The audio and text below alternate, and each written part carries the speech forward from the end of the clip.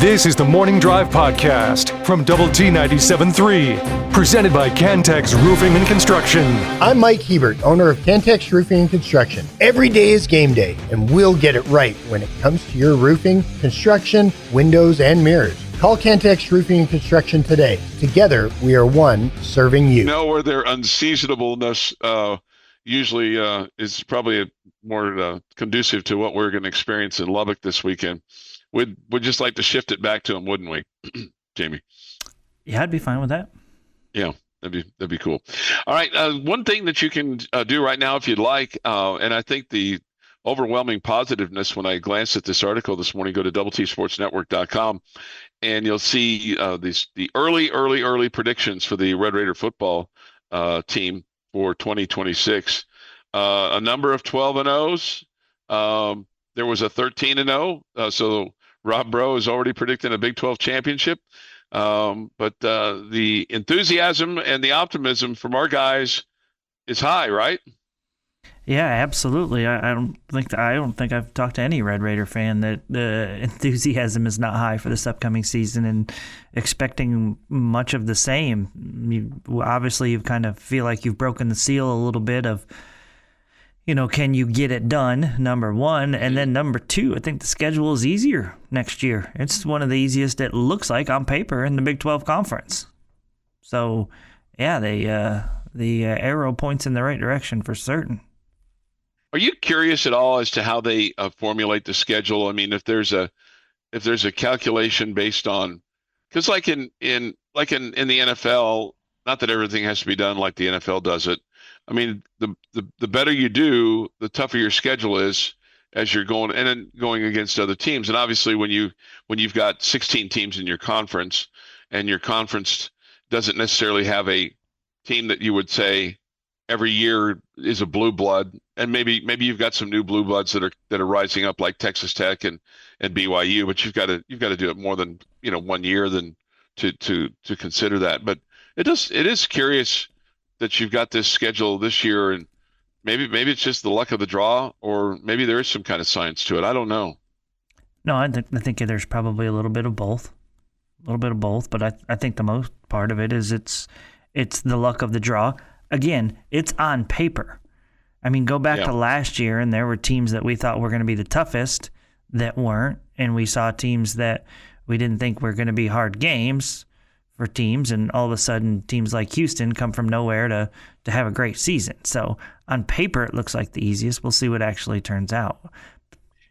If you were to rank it right now, who's the team that you think that teams don't want to see on their schedule? Like Texas Tech and BYU. Yeah. I completely agree.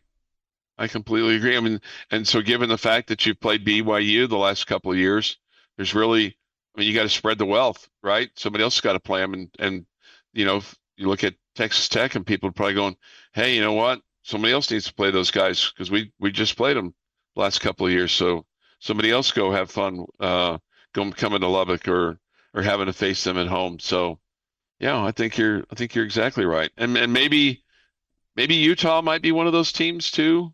Maybe Arizona State might be one of those teams too. But obviously with Utah, they're going to go through a coaching change, even though they promoted from within. And Arizona State, they lost their quarterback. So, but I feel like, don't you feel like though that those are schools that both have some history enough that they'll reload, especially Arizona State. I mean, I don't think they're not going anywhere soon in terms of going down in the standings. They'll probably figured it out, and they were listed just as competitive. They were listed as one of the top portal classes in the country, so I would assume that they're going to put together quite a little roster again next year. I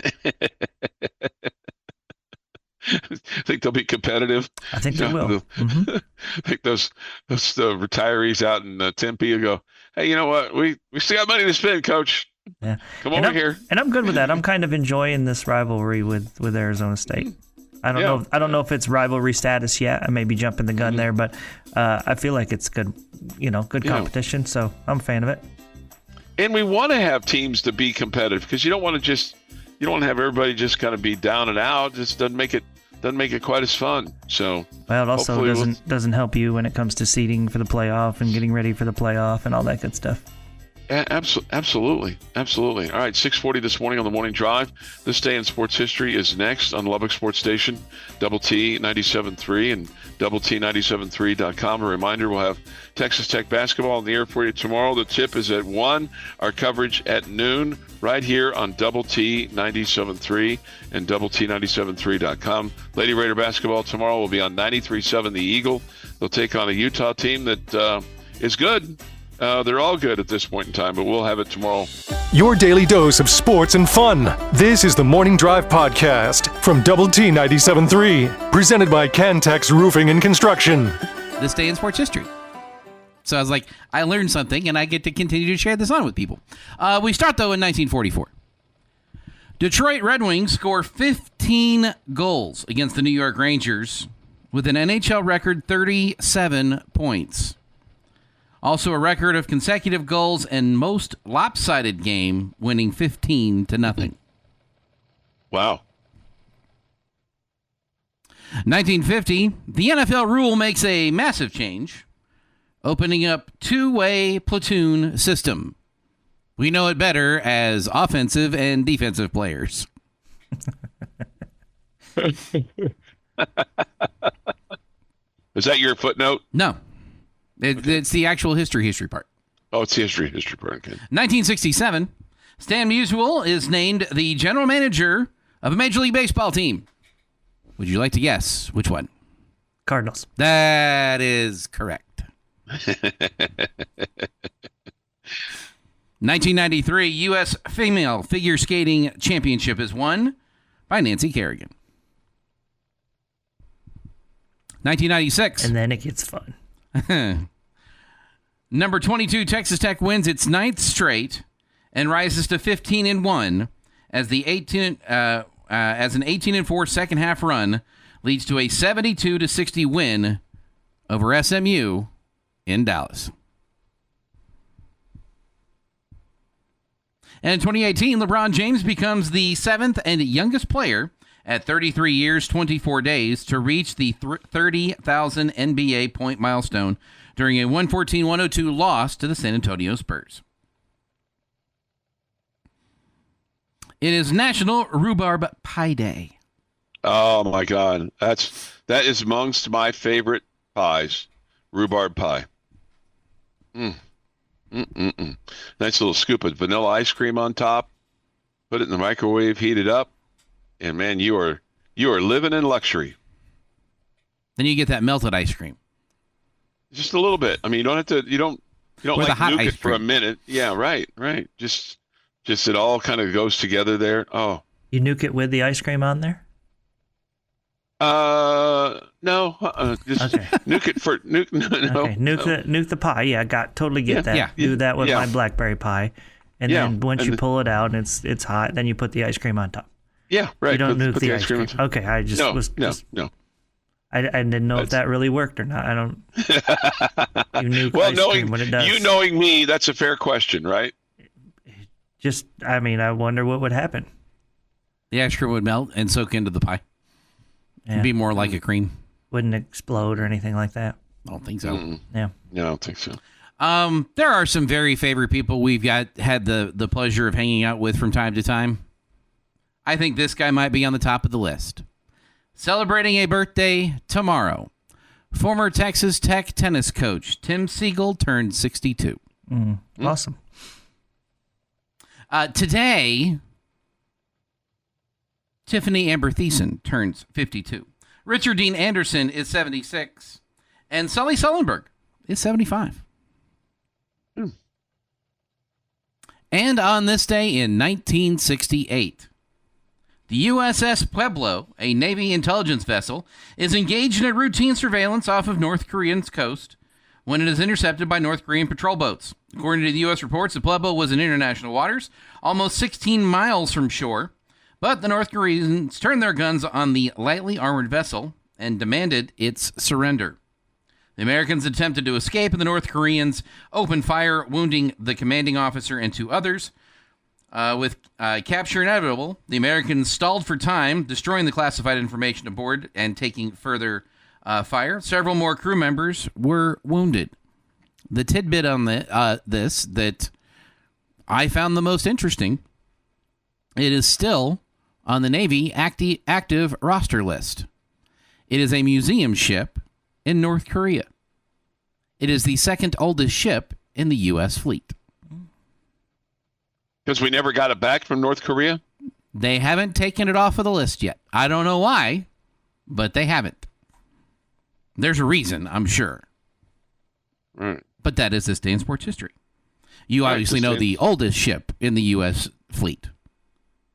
Yeah, it's the Constitution, Very right? good. Look at Chuck Heinz remembering things we've talked about on this day in sports history. Just the fact that I remembered things is, I think, probably good to a degree. Goodness. All right. It is 6:50 this morning here on the Morning Drive. Some high school basketball scores from last night. Friendship girls took down Odessa 65-30. The Lubbock Cooper girls a winner over Plainview 69-38. Monterey, no problems with Lubbock High 98-27 on the girls' side, and Paladuro defeating Coronado 35-31. Liberty over Levelland and Memorial over Snyder. Jamie, this score was 69-9. Memorial over Snyder. Eesh.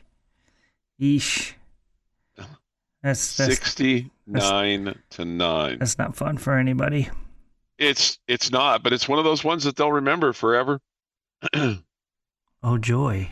Yeah, right. Oh, joy. Let's see. Friendship boys win over Odessa 46-39. The Cooper boys were winners over Plainview 65-52. Monterey boys defeat Lubbock High. Paladuro boys beat Coronado 61-39.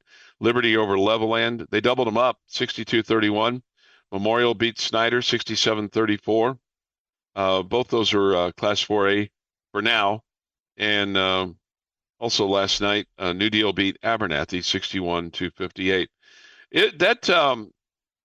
The Memorial Liberty rivalry could be pretty good as we go through time, couldn't it? With the two new schools, kind of in the outskirts, with what's gone on. Liberty obviously has the advantage because they've been open now a couple of years, but that could be a good little rivalry, couldn't it? Yeah, absolutely it could, except somebody can correct me if I'm wrong here, but I think that they'll be in different classifications next year. Okay. Because Memorial is going to be in 5A next year. I don't think Liberty will. We'll get quite up to that to that level yet. Yeah, because of attendance and things like that.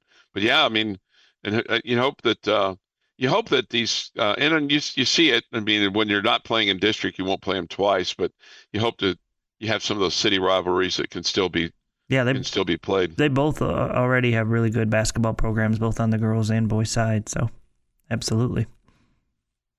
So we'll continue our coverage of high school sports. The LISD and Friendship shut down today. Cooper, I think they get out at noon today, and a lot of the other schools are proceeding with caution with regard to the weather and sporting events and stuff like that. That's certainly understandable. And of course, the Tech game moved up to 1:00 tomorrow, and we'll have it for you at noon, and then play-by-play at 1:00 tomorrow afternoon between Texas Tech and Houston. And excuse me, you certainly hope the joint will be jumping tomorrow, and it certainly would think so. And who knows, Jamie, a win tomorrow might put you in the top 10 when the new poll comes out next week. Yeah, I bet you're right, Chuck. I bet you're right. Yeah, bet it would get that done. Yeah, they're 12 and you're 12 and they're 6. Mm-hmm. And I realize it's a home game, but I mean, Houston won their home game, so they benefited from that. When you looked at that, but hopefully, you get a win and put yourself in the top 10. Not that you're trying to put yourself on the map or anything, but you're just trying to proceed to the top of the Big 12 and in seeding for the NCAA tournament and all that kind of stuff, because it'll be here before we know it. This is the Morning Drive podcast from Double T 97.3, presented by Cantex Roofing and Construction. Poor guy. Yeah. Yeah, poor guy. Technology's no fun. Yeah. At times. I can't imagine anything more frustrating for Chuck when the lips and mouth are moving and nothing's coming out. That's got to be rough. Nobody can hear him. That's got to be like, feeling yourself slide away into quicksand for Chuck. What I'm going to tell Chuck to do, because I think he can still hear us, is to reset everything, including your connection, as we continue our conversation here. When you look at this Houston game, Jamie, and we've already kind of talked about it a little bit, but the thing that I've got two things that kind of worry me about this game a little bit. And one of them is how well you played in your last game and how lights out you shot. And you can't expect that against this Houston team. You can't expect that back-to-back games, even if you weren't playing Houston. Like, you were throwing... It was one of those, if you ever played the NCAA basketball games, you'd have a guy that had 100% free throw shooting, and you couldn't miss. Like, you throw it up, and it was going in every time. That's kind of how the last game felt, and there's no way that you're going to repeat that performance tomorrow. I just assumed it was because I am a glass, 3/4 empty guy, that even partway through the Baylor game on Wednesday night, Tuesday night, whatever it was, I was saying to myself, save some of these. Yeah. Save some of these. We don't need them all here. Save some of these. But the truth of the matter is you're a great three-point shooting team, and it shouldn't, it shouldn't carry over in a negative way like, oh, they all went in, so they're not going to in this game. But I will say this, Houston is definitely going to make it more difficult for you to get open looks from the arc. They're just so much better defensively. I think you saw a major breakdown defensively for Baylor early on in that game. I am one that does believe that at times that three-point shooting is contagious. Mm-hmm. I think you let the Red Raiders get going the way Atwell started that game, and then they just, it was just rolling after that. And so Baylor never really set any kind of a defensive tone. Houston, it's going to be completely different. Another good point here is made off the chat line about how much Lawan Watt struggled in that game. And only 5 points in the contest. He was 1 of 9 from the floor, and you need him to play a lot better. I feel like he has played a lot better.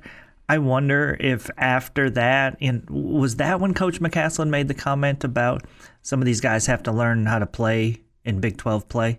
It feels like that was about at that time. It feels like sounds right. Yeah, it feels like Lawan has played a lot better since then. I wonder if there was a coming to Coach McCaslin meeting there between the two of them after that game, and Watts was challenged by his head coach. So how about now? Yeah, so Chuck, when he wasn't challenged by his head coach now. No, he was in that game, Chuck. No, I was going to say, how about now? Do you hear me now? Yes, we hear you. Okay. We knew what you meant. I'm sure he was challenged by his head coach. There's a lot of challenging going on right now with various coaches. It's like we're challenged by our technology. Yeah, I don't know what happened. I didn't do it. I didn't do anything. It's not like I stirred the tank or anything. I'm just sitting here minding my P's and Q's. I bet Mark snuck over there and just hit your off button just for fun. just for fun. He probably had he's been on this trip with you for a long time. He'd probably just had enough. Maybe Well, no, that's the problem. He could still hear Chuck. The mute only worked on this end. Oh, that's true. That's a good point. About the only time that the two of us haven't been talking is when we've been asleep. So that probably doesn't come as any shock to you. It does not. It does not. And it's great. I think it's awesome. Yep. Glad you guys have fun together. That's you guys. Sounds like it on the broadcast, and that's what makes for a good broadcast. So what Jamie and I were talking about, Chuck, going to the Houston game on Saturday, is that one of the things that kind of concerns me is the fact that how well you played in your last game out offensively. Yeah. And, you can't expect that against Houston. Is that a concern for you? I think if you didn't average 13 threes a game, maybe, that would concern me. If you hadn't played so well the last time, because I feel like you were a possession or two away. I felt like that was a winnable game for you down in Houston. Um, I don't know that I'm as concerned about that. I think because I feel like that you're on this rise up. I don't think you've peaked by any stretch of the imagination.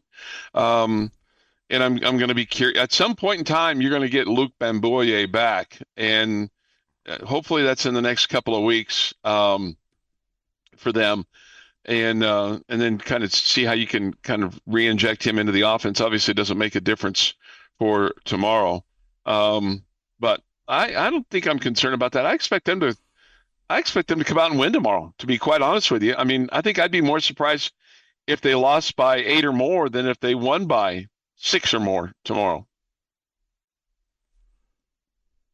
Say that part again. You'd be surprised. I'd be more surprised if they lost by 8 or more tomorrow than if they won by 6 or more tomorrow. I agree with that. So so I think I'm very bullish on that. Yeah, just the odds are if you're going to win, Yeah. it's not going to be by 5 or less. hmm The odds are going to be a little bit more than that. I'll tell you something I am a little concerned about, though, is just when you look at the numbers, is you give up a lot of points off the free throw line. I mean, this team has got to figure out defending without fouling, because your opponents are averaging 14 makes a game, and Tech is only averaging 8 or 9 makes a game from the free throw line, and you're shooting better from the line percentage-wise than your opponents. You're giving them two. The bigger issue there is that you have almost no depth on this team, and you can't have guys in foul trouble sitting on the bench. That's Absolutely even more important than the 6 or 8 points that you're giving up more per game at the free throw line. You've got to have your guys on the court and not in foul trouble. Mm-hmm. Yeah, you haven't had anybody foul out yet, but 4 of your 5 starters in Big 12 play have 17 fouls. The only guy that has less than that is Christian Anderson, and he has 13 for the Big 12 games, for the 6 Big 12 games that you've played so far. So they're not quite at 3 a game, but they're almost. Your 4 of your 5 starters are almost at 3 a game. I don't know about you, but I want my defenders being physical and being tough and making plays and all that kind of stuff. So I'm not hating on every foul. Okay, I want some aggression on defense. I want you to be physical, especially in the paint. But that means you also have to be smart about it as well and keep yourself out of foul trouble. Yeah, so we'll see if they can do that. One thing they are doing, and we can get into more into this later, but they are inducting Bubba Jennings into the Ring of Honor tomorrow. And, Awesome. And he predates me in terms of being a player. I knew Bubba when he was a coach here and high school coach here. But the one thing that Bubba could do that he never got to take advantage of, he hit from 3-point distance. They just didn't count from 3. The Morning Drive podcast from Double T 97.3 is presented by Cantex Roofing and Construction. Jamie's question of the day on Double T 97.3 is brought to you by Connecticut of West Texas. All right, gentlemen, we are down to the final 4 in the NFL playoffs. 4 teams remaining. I want you to give me in order your confidence level of the 4 teams that they will be Super Bowl champions. 1 being the most confident, 4 being the least confident. Okay. I wish I'd seen them more. I just feel like that they I feel like they have it rolling right now. I think I'm most confident that the Seattle Seahawks are going to be the Super Bowl champion. Second on my list as of right now, I think the second team is the New England Patriots. Their quarterback play, their defense, their mojo. I think it's going to be those 2 in the Super Bowl. Third for me is Los Angeles. Matt Stafford. I wouldn't mind him winning. I don't have a problem with him winning. And it's not that I have, lifelong dislike for the Broncos and that I have them at number 4. But I just Since think when? that When have you not had lifelong dislike for the Broncos? No, I have had, I do have, I have had, but that's not why I'm I picking thought them you fourth. said it's not like I've had. Yeah. Yeah. Well, because I have had. Yeah, that's very what we much so. thought. Yeah. Yeah. That's what we thought. How about this? This is better worded than, despite the fact that I've had lifelong dislike for the Denver Broncos, Much better. I'm picking them fourth simply because they lost their starting quarterback, Bo Nix. I like Sean Payton as a coach, and it wouldn't surprise me if he's dialed up a way to put together a game plan to beat the Patriots. I mean, that wouldn't surprise me at all. And if Bo Nix were healthy, I'd pick the Broncos over the Patriots. So that's my 4: Seattle, New England, Los Angeles, and then Denver. My list is very similar to Chuck's. I do have Denver last because of the quarterback situation. Losing your quarterback at this point is a season ender for anybody involved. They also lost 2 key wide receivers in that game too, against Buffalo. So I mean, at the end of that game, their offense was pretty pedestrian. I think partly because of that. So it's not just Bo Nix, but they're really banged up on the offensive side of the ball. Number 3, I have the Rams. Number 2, I have Seattle. I could be convinced very easily to flip those 2. And the reason I've got the New England Patriots as the best chance to win the Super Bowl, there's a very simple rule I follow. Your chances of winning the Super Bowl are greatly improved by your chances of getting to the Super Bowl. It's a coin flip for me between Seattle. Between the Rams and Seattle, it's a coin flip. I don't know who's going to come out on that game. I think Seattle's a little bit better, but I can see either team winning that game. So then they're going to be playing the Patriots. I feel like the Patriots could cakewalk into the Super Bowl with what they're facing with Denver.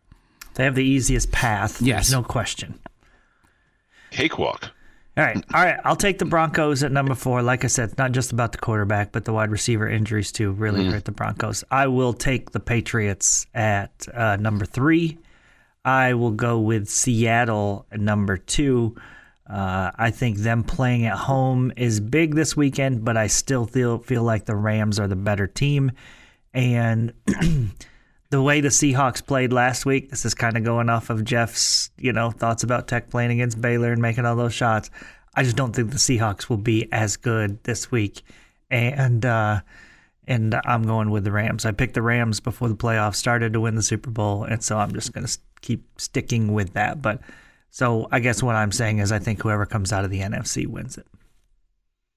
Okay.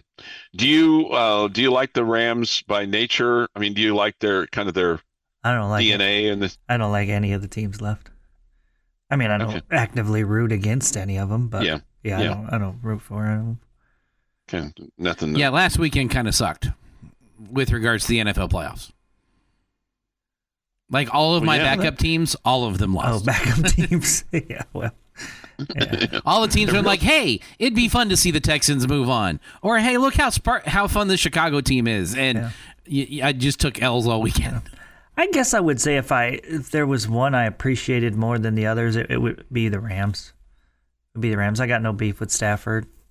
I got no beef with their head coach. So, yeah. Okay. Yeah. Okay. What did you make of the Bills owner and what he's had to say this week, Jamie? Not much. I wish he would talk less. I was going to say, does it surprise you? Yes. Yeah. I'd not known him to be a moron before. Okay. Maybe he just didn't take his "I'm not a moron" pill that day, and he just felt like he had something that he needed to get off his chest. Well, he's sticking up for his decision. He's sticking up for his decision. Rule number 1 here. He's sticking up for his decision, and in doing so, he decided to throw others under the bus. It's a selfish, backed into a corner, I'm going to start scratching and clawing. It's a terrible look. Terrible look. If you can't handle being criticized by the media for some of the decisions you make, then you shouldn't be in that position, or you shouldn't be in front of the media. Yeah, because at face value, you could say, okay, I see where you're coming from here. Sean McDermott is taking us to this level. We have not been able to burst through.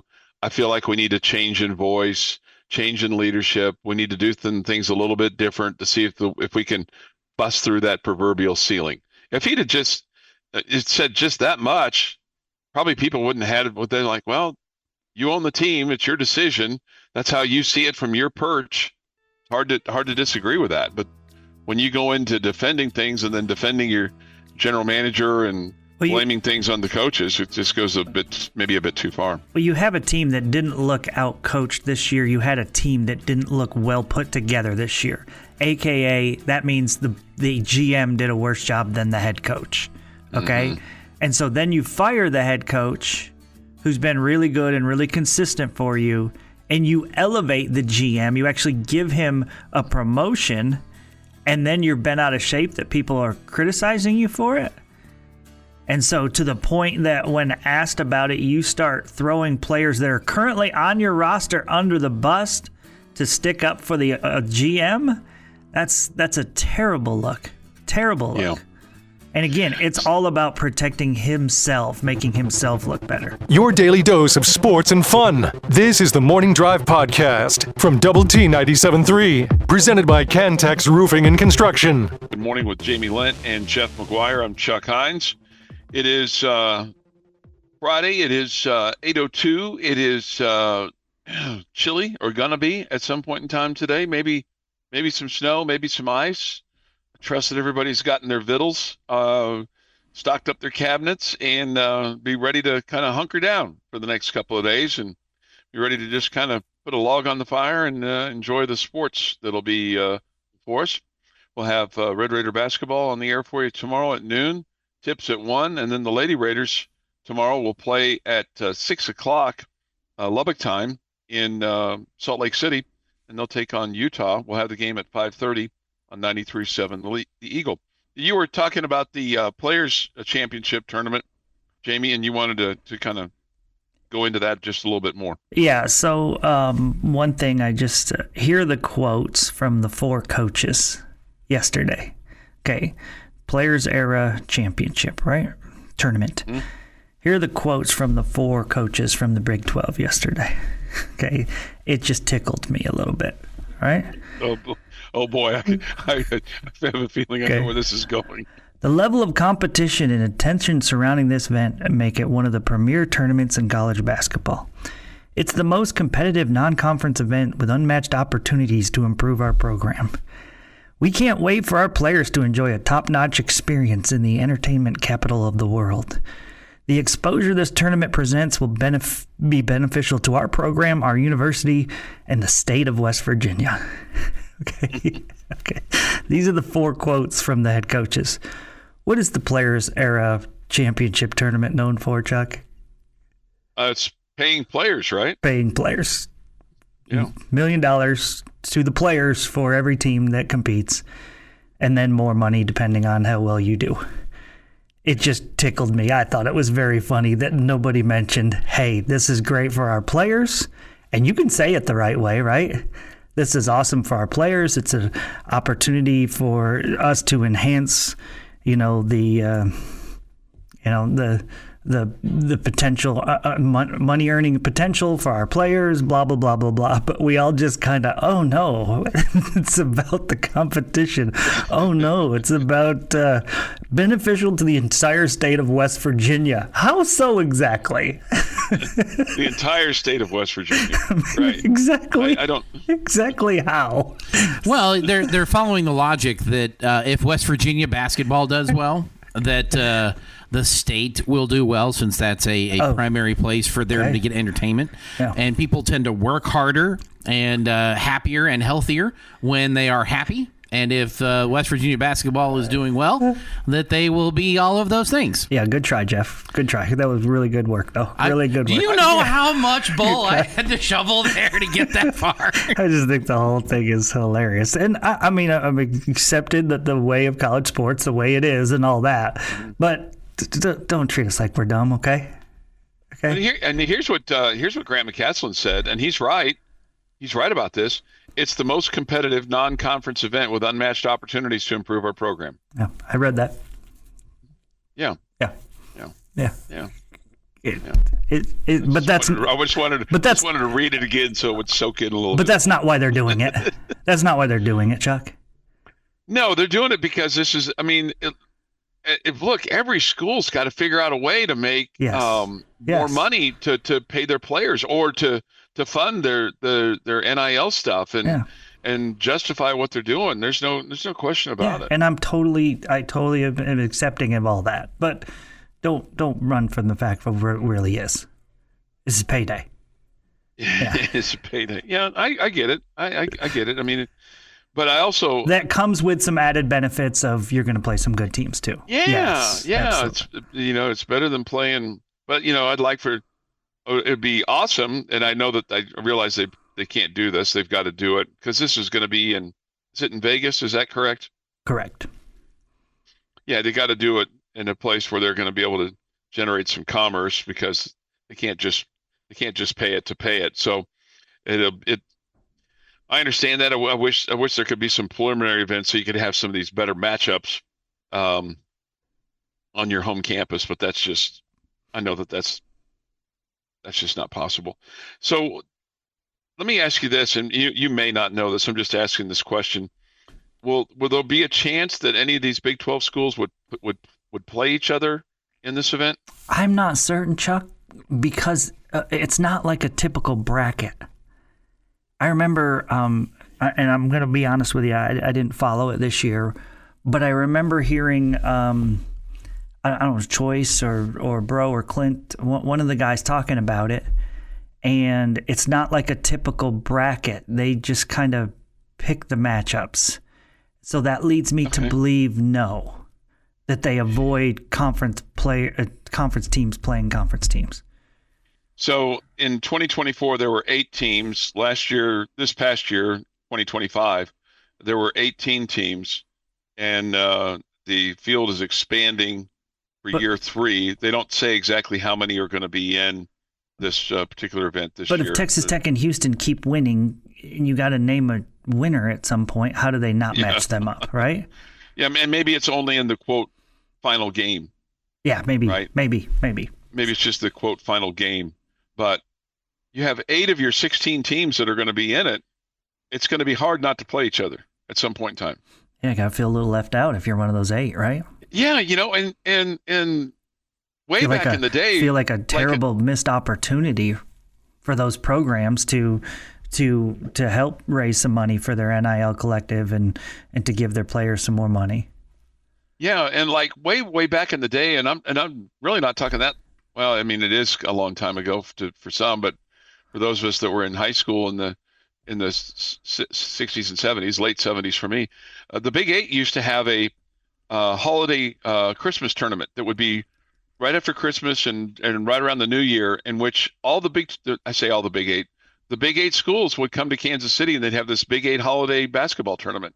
And I bet that was a lot of fun.